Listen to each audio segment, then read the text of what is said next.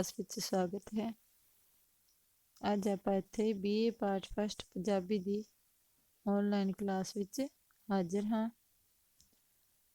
ਤੇ ਅੱਜ ਆਪਾਂ ਇੱਥੇ ਪਵਿੱਤਰ ਪਾਪੀ ਨਾਵਲ ਦੀ ਮੁੱਖ ਨਾਇਕਾ ਦੀ ਪਾਤਰ ਉਸਾਰੀ ਕਰਾਂਗੇ।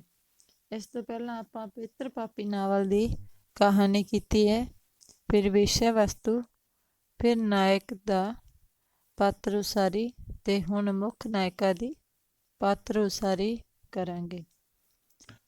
ਪਵਿੱਤਰ ਪਾਪੀ ਨਾਵਲ ਦੇ ਮੁੱਖ ਨਾਇਕ ਤੇ ਮੁੱਖ ਨਾਇਕ ਕਿਰਦਾਰ ਹੈ ਤੇ ਮੁੱਖ ਨਾਇਕਾ ਵੀਨਾ ਹੈ। ਇਹ ਸਾਰੀ ਕਹਾਣੀ ਇਹਨਾਂ ਦੋਨਾਂ ਦੇ ਇਰਦ ਗਿਰਦ ਘੁੰਮਦੀ ਰਹਿੰਦੀ ਹੈ ਤੇ ਹੁਣ ਆਪਾਂ ਨਾਇਕਾ ਦੀ ਪਾਤਰ ਉਸਾਰੀ ਯਾਨੀ ਕਿ ਉਹਦੇ ਸੁਭਾਅ ਬਾਰੇ ਗੱਲਬਾਤ ਕਰਾਂਗੇ ਜਾਂ ਜਾਣ ਪਛਾਣ ਕਰਾਂਗੇ। ਪਵਿੱਤਰ ਪਾਪੀ ਨਾਵਲ ਦੀ ਨਾਇਕਾ ਹੈ ਵੀਨਾ, ਜਾਂ ਇਸ ਨੂੰ ਮੁੱਖ ਪਾਤਰ ਵੀ ਕਹਿ ਸਕਦੇ ਹਾਂ। ਉਹ ਪੰਨਾ ਲਾਲ ਤੇ ਮਾਇਆ ਦੀ ਧੀ ਹੈ। ਵੀਨਾ ਇੱਕ ਬਹੁਤ ਹੀ ਸੁੰਦਰ ਮੁਟਿਆਰ ਹੈ। ਉਸਦੇ ਮਾਂ-ਬਾਪ ਬੜੇ ਅਮੀਰ ਹੁੰਦੇ ਸਨ, ਪਰ ਕੁਝ ਅਜਿਹਾ ਸਮਾਂ ਆਇਆ ਜਿਸ ਵਿੱਚ ਪੰਨਾ ਲਾਲ ਨੂੰ ਬਹੁਤ ਘਾਟਾ ਪੈ ਗਿਆ ਤੇ ਉਹ ਗਰੀਬ ਹੋ ਗਿਆ। ਪੰਨਾ ਲਾਲ ਦੀ ਸਾਰੀ ਜਾਇਦਾਦ ਉਸ ਘਾਟੇ ਵਿੱਚ ਰੁੜ ਗਈ। ਉਹਨਾਂ ਕੋਲੇ ਸਿਰਫ ਹੁਣ ਇੱਕ ਮਕਾਨ ਬਚਿਆ ਸੀ ਜੋ ਕਿ ਮਾਇਆ ਦੇ ਨਾਮ ਸੀ। ਮਾਇਆ ਵੀਨਾ ਦੀ ਮਾਂ ਹੈ। ਵੀਨਾ ਇੱਕ ਗੋਰੇ ਰੰਗ ਤੇ ਸੁੰਦਰ ਮੁਖੜੇ ਤੇ ਬਲੌਰੀ ਅੱਖਾਂ ਵਾਲੀ ਬਹੁਤ ਹੀ ਸੁੰਦਰ ਮੁਟਿਆਰ ਹੈ। ਉਸ ਦੀ ਗਰਦਨ ਲੰਬੀ ਤੇ ਗੋਰੀ ਸੀ, ਜਿਸ ਦੇ ਪਿੱਛੇ ਇੱਕ ਲੰਬੀ ਗੁੱਤ ਲਮਕ ਰਹੀ ਹੈ ਤੇ ਸਪਨੀ ਤਰ੍ਹਾਂ ਲੱਗਦੀ ਸੀ। ਯਾਨੀ ਕਿ ਜਿਹੜੀ ਵੀਨਾ ਹੈ ਉਹ ਬਹੁਤ ਹੀ ਸੋਹਣੀ ਕੁੜੀ ਹੈ, ਤਾਂ ਹੀ ਤਾਂ ਉਸ ਨੂੰ ਦੇਖ ਕੇ ਕਿਰਦਾਰ ਉਸ ਨਾਲ ਪਿਆਰ ਕਰ ਬੈਠਦਾ ਹੈ। ਪਰ ਵੀਨਾ ਹੈ ਜਿਹੜੀ ਉਹ ਕਿਰਦਾਰ ਨੂੰ ਭਰਾ ਦਾ ਪਿਆਰ ਕਰਦੀ ਹੈ। ਵੀਨਾ ਇੰਨੀ ਸੋਹਣੀ ਹੈ ਕਿ ਉਹ ਹਮੇਸ਼ਾ ਸਾਦਾ ਪਹਿਰਾਵਾ ਪਹਿਨਦੀ ਹੈ। ਉਹ ਫਿਰ ਵੀ ਉਸ ਸੁੰਦਰਤਾ ਬਹੁਤ ਸੁੰਦਰ ਲੱਗਦੀ ਹੈ। ਉਸਨੇ ਗੋਡਿਆਂ ਤੱਕ ਲੱਕ ਕੁੱਟਵੀਂ ਕਮੀਜ਼ ਤੇ ਖੁੱਲ੍ਹੇ ਪਹੁੰਚਿਆਂ ਵਾਲੀ ਤੋਤੇ ਰੰਗ ਦੀ ਸਲਵਾਰ ਪਾਈ ਹੋਈ ਸੀ, ਜਿਸ ਦੇ ਹੇਠ ਉਸ ਦੇ ਗੋਰੇ ਗੋਰੇ ਪੈਰ ਨਜ਼ਰ ਆ ਰਹੇ ਸਨ। ਉਹ ਜਦੋਂ ਕਿਸੇ ਨਾਲ ਬੋਲਦੀ ਸੀ ਤਾਂ ਉਸ ਦੀ ਆਵਾਜ਼ ਕੋਇਲ ਵਰਗੀ ਲੱਗਦੀ ਸੀ, ਯਾਨੀ ਕਿ ਉਸ ਦੀ ਬੋਲੀ ਵਿੱਚ ਬਹੁਤ ਹੀ ਮਿਠਾਸ ਸੀ ਤੇ ਬਹੁਤ ਸੁਰੀਲੀ ਆਵਾਜ਼ ਸੀ। ਉਸ ਦੀ ਬੋਲੀ ਕੰਨਾਂ ਵਿੱਚ ਰਸ ਘੋਲਦੀ ਸੀ। ਉਸ ਦੀਆਂ ਲੰਬੀਆਂ ਪਤਲੀਆਂ ਉਂਗਲਾਂ ਉੱਤੇ ਪਿਆਜ਼ੀ ਰੰਗ ਤੇ ਨਹੁੰ ਬਹੁਤ ਸੋਹਣੇ ਫੱਬਦੇ ਸਨ। ਉਸ ਦੀਆਂ ਅੱਖਾਂ ਵਿੱਚ ਸੁਰਮੇ ਦੀ ਕਾਲਖ ਨਜ਼ਰ ਆਉਂਦੀ ਸੀ। ਉਸ ਦੇ ਬੁੱਲ੍ਹਾਂ ਉੱਪਰ ਕੁਦਰਤੀ ਲਾਲੀ ਸੀ ਤੇ ਉਸ ਦੇ ਨੱਕ ਦੀ ਠੋਡੀ ਉੱਤੇ ਖੱਬੇ ਪਾਸੇ ਤਿਲ ਦਾ ਨਿੱਕਾ ਜਿਹਾ ਨਿਸ਼ਾਨ ਸੀ, ਜਿਹੜਾ ਹਰ ਇੱਕ ਦੀ ਨਜ਼ਰ ਖਿੱਚ ਲੈਂਦਾ ਸੀ। ਪਵਿੱਤਰ ਪਾਪੀ ਨਾਵਲ ਦੇ ਨਾਵਲਕਾਰ ਨੇ ਵੀਨਾ ਦੀ ਸੁੰਦਰਤਾ ਨੂੰ ਬਹੁਤ ਹੀ ਸੁਚੱਜੇ ਢੰਗ ਨਾਲ ਪ੍ਰਗਟ ਕੀਤਾ ਹੈ ਤੇ ਉਹ ਵੀਨਾ ਦੀ ਸੁੰਦਰਤਾ ਨੂੰ ਬਹੁਤ ਹੀ ਸੋਹਣੇ ਢੰਗ ਨਾਲ ਦਰਸਾਉਂਦਾ ਹੈ। ਇਸ ਦਾ ਪਹਿਲਾ ਪੁਆਇੰਟ ਹੈ ਭਰਾ ਪਿਆਰ ਦੀ ਚਾਹਵਾਨ, ਯਾਨੀ ਜੋ ਵੀਨਾ ਹੈ ਉਹ ਭਰਾ ਦੇ ਪਿਆਰ ਨੂੰ ਚਾਹੁੰਦੀ ਹੈ, ਯਾਨੀ ਉਹ ਭਰਾਵਾਂ ਦੀ ਚਾਹਤ ਰੱਖਣ ਵਾਲੀ ਹੈ। ਪਹਿਲਾ ਪੁਆਇੰਟ ਹੈ ਭਰਾ ਪਿਆਰ ਦੀ ਚਾਹਵਾਨ। ਵੀਨਾ ਜਦੋਂ ਆਪਣੇ ਪਿਓ ਨੂੰ ਲੱਭਦੀ ਹੋਈ ਅਤਰ ਸਿੰਘ ਦੀ ਦੁਕਾਨ ਤੇ ਪੁੱਜਦੀ ਹੈ ਤੇ ਕਿਰਦਾਰ ਮੰਜੇ ਤੇ ਪਿਆ ਵੇਖ ਕੇ ਉਸ ਤੋਂ ਆਪਣੇ ਪਿਓ ਬਾਰੇ ਪੁੱਛ ਪੜਤਾਲ ਕਰਦੀ ਹੈ ਤੇ ਉਹ ਕਿਰਦਾਰ ਨੂੰ ਭਰਾ ਕਹਿ ਕੇ ਬੁਲਾਉਂਦੀ ਹੈ। ਜਦੋਂ ਉਸ ਨੂੰ ਪਤਾ ਲੱਗਦਾ ਹੈ ਕਿ ਕਿਰਦਾਰ BA ਵਿੱਚ ਪੜ੍ਹਦਾ ਹੈ ਤਾਂ ਉਸ ਦੀ ਖੁਸ਼ੀ ਦਾ ਟਿਕਾਣਾ ਨਹੀਂ ਰਹਿੰਦਾ, ਕਿਉਂਕਿ ਜਿਹੜੀ ਵੀਨਾ ਹੁੰਦੀ ਹੈ ਉਹ 10ਵੀਂ ਵਿੱਚ ਪੜ੍ਹਦੀ ਹੈ ਤਾਂ ਗਣਿਤ ਤੇ ਅੰਗਰੇਜ਼ੀ ਵਿੱਚੋਂ ਕਮਜ਼ੋਰ ਹੁੰਦੀ ਹੈ, ਪਰ ਉਸ ਨੂੰ ਟਿਊਸ਼ਨ ਪੜ੍ਹਾਉਣ ਵਾਲਾ ਕੋਈ ਨਹੀਂ ਮਿਲਦਾ। ਪਰ ਜਦੋਂ ਇਹ ਪਤਾ ਚੱਲਦਾ ਹੈ ਕਿ ਕਿਦਾਰ BA ਵਿੱਚ ਪੜ੍ਹਦਾ ਹੈ ਤਾਂ ਉਹ ਖੁਸ਼ ਹੋ ਜਾਂਦੀ ਹੈ ਕਿ ਉਸ ਨੂੰ ਮੈਥ ਤੇ ਇੰਗਲਿਸ਼ ਪੜ੍ਹਾਉਣ ਵਾਲਾ ਕੋਈ ਮਾਸਟਰ ਮਿਲ ਗਿਆ, ਤਾਂ ਉਹ ਬਹੁਤ ਖੁਸ਼ ਹੁੰਦੀ ਹੈ।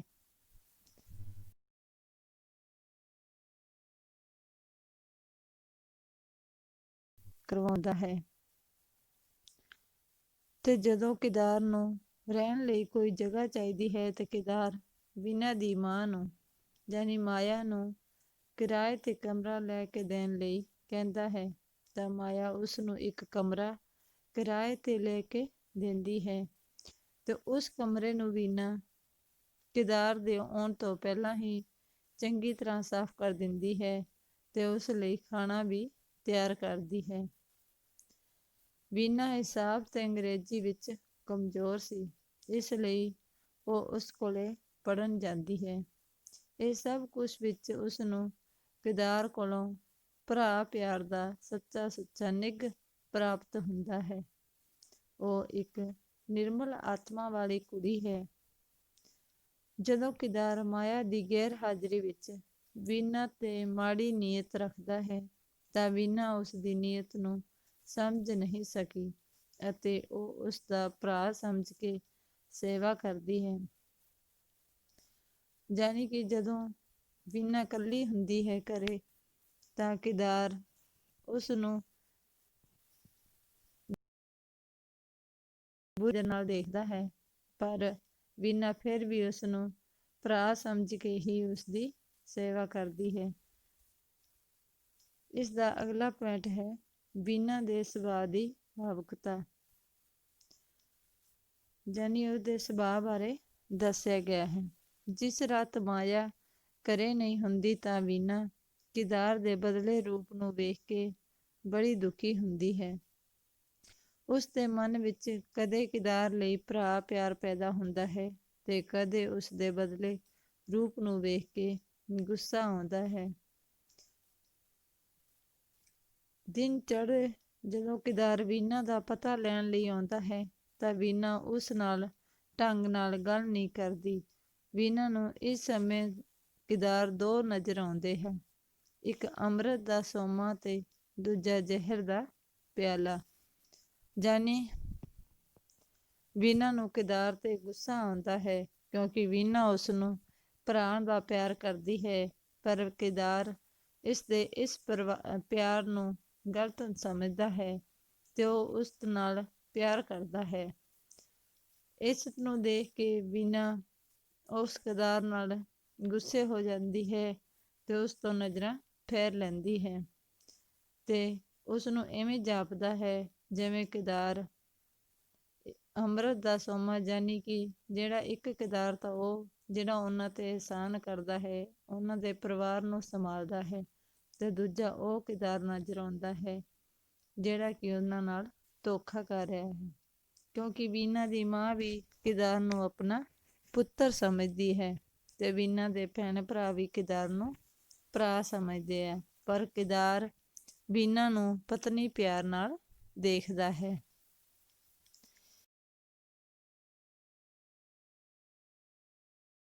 ਸੱਚਾ ਤੇ ਇੱਕ ਝੂਠਾ, ਯਾਨੀ ਇੱਕ ਅੰਮ੍ਰਿਤ ਦਾ ਸੋਮਾ ਤੇ ਦੂਜਾ ਜ਼ਹਿਰ ਦਾ ਪਿਆਲਾ।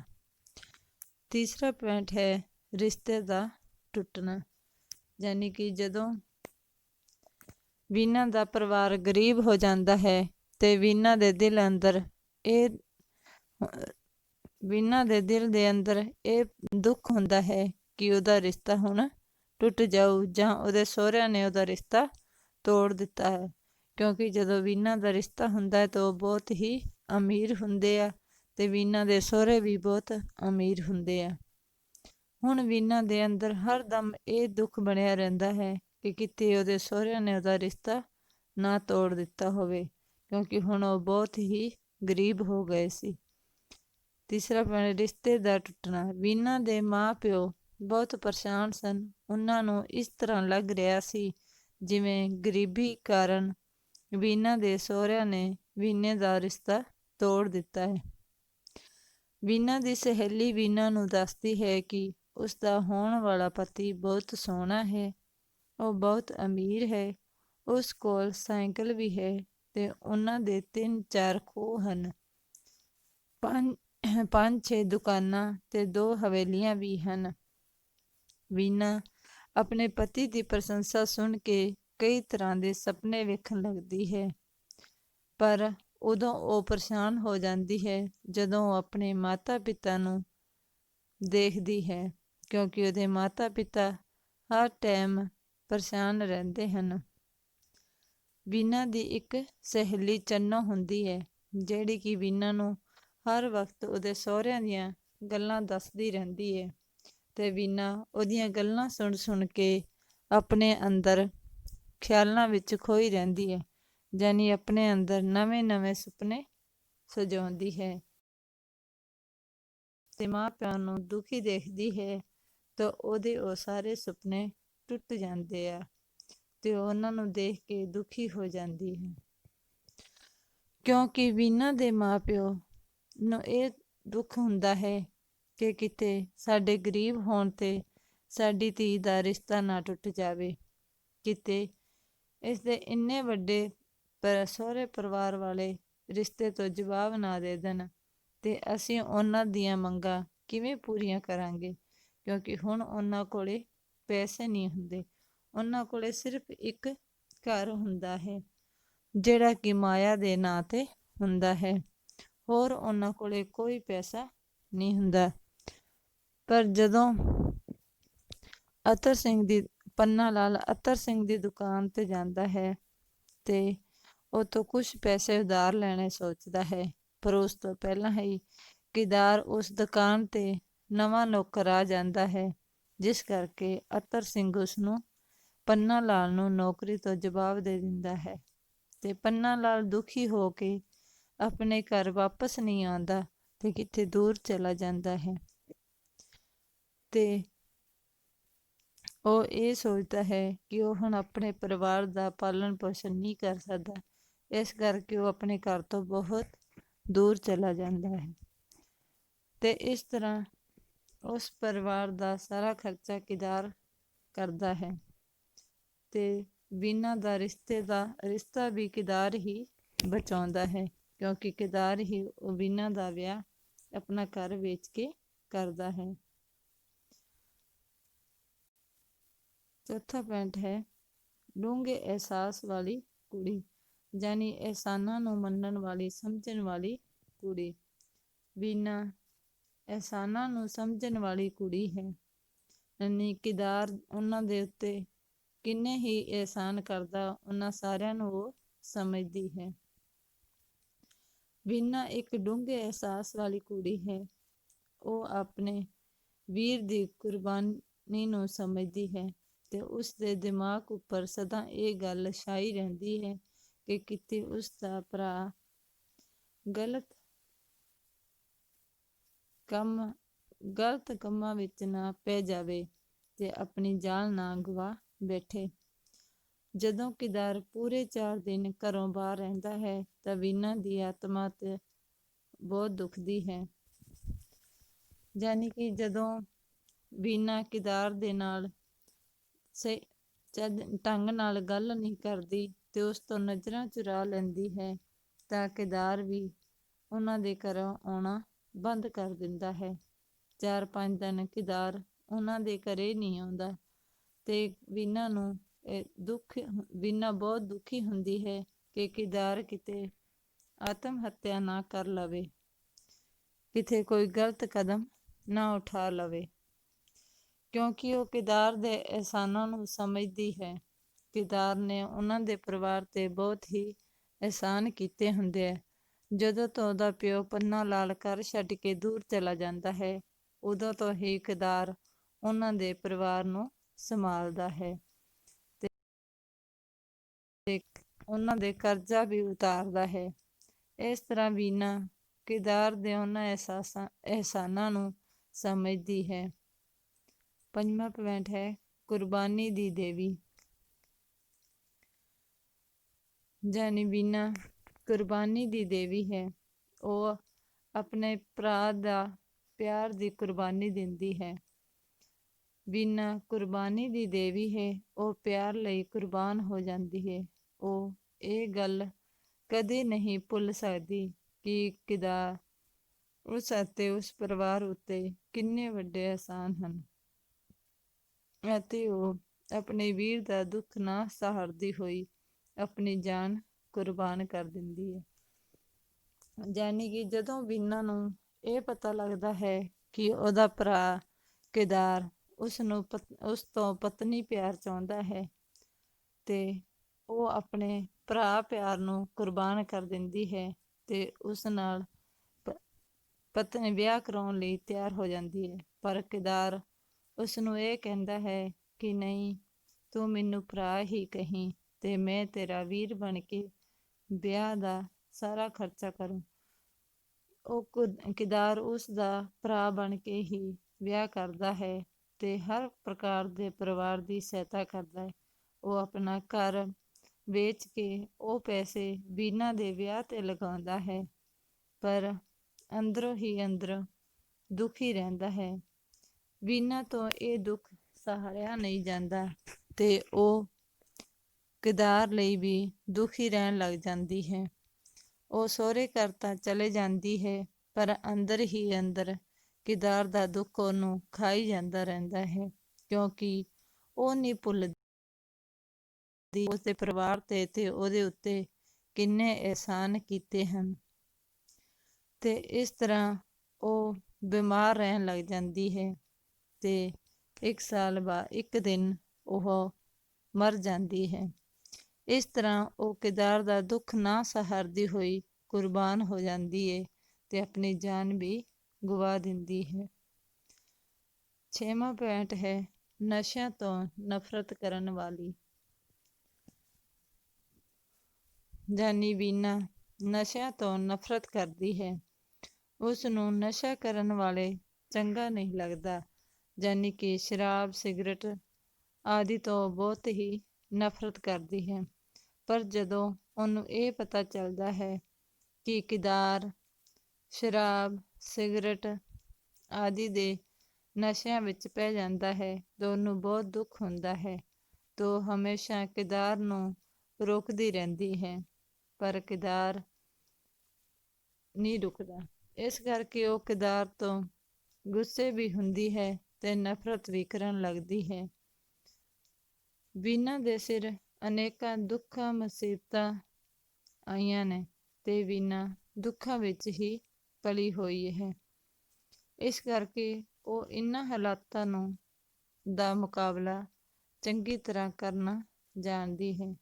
ਉਸ ਦਾ ਸਾਰਾ ਜੀਵਨ ਹੀ ਦੁਖਾਂਤ ਵਿੱਚ ਬੀਤਦਾ ਹੈ ਤੇ ਉਹ ਦੁੱਖਾਂ ਵਿੱਚ ਹੀ ਆਪਣਾ ਜੀਵਨ ਕੱਟ ਦਿੰਦੀ ਹੈ। ਵੀਨਾ ਇੱਕ ਸੋਹਣੀ ਤੇ ਸੁੰਦਰ ਮੁਟਿਆਰ ਹੁੰਦੀ ਹੈ, ਪਰ ਉਸ ਦਾ ਜਿਹੜਾ ਜੀਵਨ ਹੁੰਦਾ ਹੈ ਉਹ ਬਹੁਤ ਹੀ ਦੁਖੀ ਹੁੰਦਾ ਹੈ। ਯਾਨੀ ਕਿ ਬਚਪਨ ਵਿੱਚ ਉਹ ਅਮੀਰ ਹੁੰਦੇ ਹੈ, ਫਿਰ ਉਹਨਾਂ ਦੇ ਵਪਾਰ ਵਿੱਚ ਘਾਟਾ ਪੈ ਜਾਂਦਾ ਹੈ, ਜਿਸ ਕਰਕੇ ਉਹਨਾਂ ਦਾ ਸਾਰਾ ਕੁਛ ਖੋ ਦਿੱਤਾ ਜਾਂਦਾ ਹੈ ਤੇ ਹੁਣ ਉਹਨਾਂ ਕੋਲੇ ਇੱਕ ਮਕਾਨ ਹੀ ਰਹਿ ਜਾਂਦਾ ਹੈ, ਜਿਸ ਕਰਕੇ ਉਹਨਾਂ ਦਾ ਬੜਾ ਮੁਸ਼ਕਿਲ ਨਾਲ ਗੁਜ਼ਾਰਾ ਹੁੰਦਾ ਹੈ। ਤੇ ਫਿਰ ਉਹਦਾ ਜਿੱਥੇ ਰਿਸ਼ਤਾ ਹੁੰਦਾ ਹੈ ਉੱਥੇ ਵੀ ਟੁੱਟਣ ਦਾ ਡਰ ਰਹਿੰਦਾ ਹੈ। ਤੇ ਜਦੋਂ ਉਹ ਕਿਦਾਰ ਨਾਲ ਭਰਾ ਪਿਆਰ ਕਰਦੀ ਹੈ ਤੇ ਉਹ ਕਿਦਾਰ ਉਸਨੂੰ ਪਤਨੀ ਪਿਆਰ ਚਾਹੁੰਦਾ ਹੈ।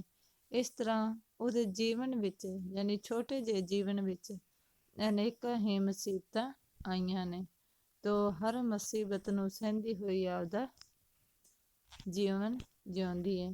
ਪਰ ਇੰਨੇ ਛੋਟੇ ਜੀਵਨ ਵਿੱਚ ਇੰਨੀਆਂ ਮੁਸੀਬਤਾਂ ਨਾਲ ਉਹਦਾ ਜੀਵਨ ਖਤਮ ਹੋ ਜਾਂਦਾ ਹੈ ਅਤੇ ਅਸੀਂ ਅੰਤ ਵਿੱਚ ਆਖ ਸਕਦੇ ਹਾਂ ਕਿ ਵੀਨਾ ਇੱਕ ਪਵਿੱਤਰ ਆਤਮਾ ਵਾਲੀ ਕੁੜੀ ਸੀ ਤੇ ਉਹ ਮਾਪਿਆਂ ਦੀ ਆਗਿਆਕਾਰੀ ਧੀ ਸੀ, ਭਰਾਵਾਂ ਦੀ ਸੱਚੀ ਭੈਣ ਤੇ ਸਮੇਂ ਨਾਲ ਸਮਝੌਤਾ ਕਰਨ ਵਾਲੀ ਨਿਡਰ ਮੁਟਿਆਰ ਸੀ। ਤੇ ਉਹ ਨਸ਼ਿਆਂ ਤੋਂ ਨਫ਼ਰਤ ਕਰਨ ਵਾਲੀ ਤੇ ਕੁਰਬਾਨੀ ਦੀ ਦੇਵੀ ਸੀ। ਸੋ ਤੁਹਾਡਾ ਮੈਂ ਆਨਲਾਈਨ ਕਲਾਸ ਵਿੱਚ ਹਾਜ਼ਰ ਹੋਣ ਤੇ